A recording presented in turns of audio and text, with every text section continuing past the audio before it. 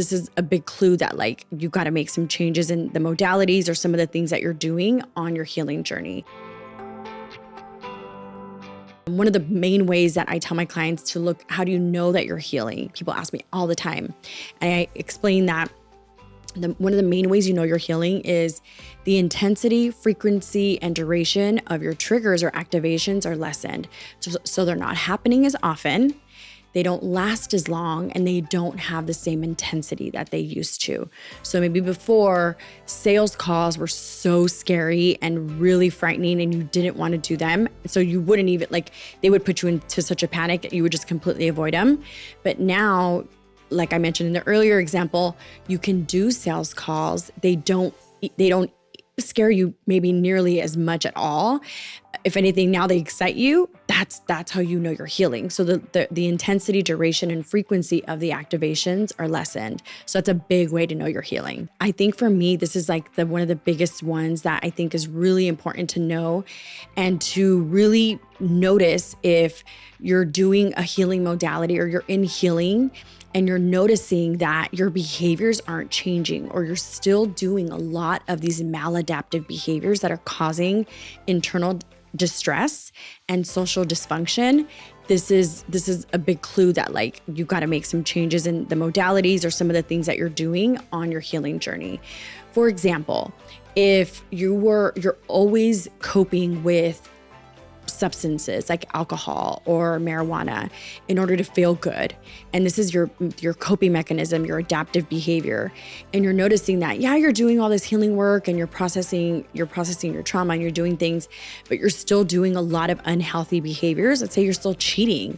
Let's say you're not let's say you're procrastinating still a lot, you're not doing hard things. There needs to be, like, you need to have that like behavior should be changing.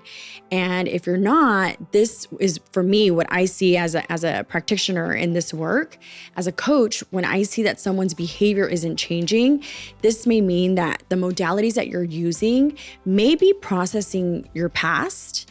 You may have some integration, but you're not using a modality that's actually touching or getting a hold of the maladaptive behaviors that came from trauma, because trauma creates really maladaptive behaviors like isolation, procrastination, perfectionism, people pleasing, substance abuse, overeating, not trusting people, not being able to be vulnerable. If you're still doing all those things, what I want to offer is that you're not really getting a hold of those. You want of those changes or those behaviors, and that's a big way to experience big changes in your life.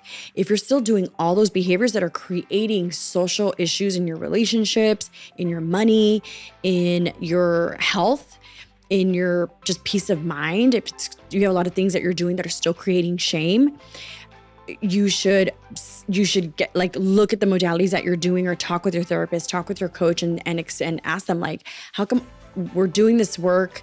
Yeah, I can look at my past and it doesn't have that emotional charge that it used to, or I look at it with a more kinder perspective, but I'm still doing all of these things. Like, I'm not noticing this change.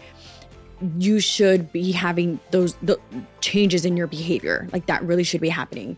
And the modalities that I use really get a hold of behaviors. I have clients tell me all the time, wow, I'm not reactive to people like I used to be.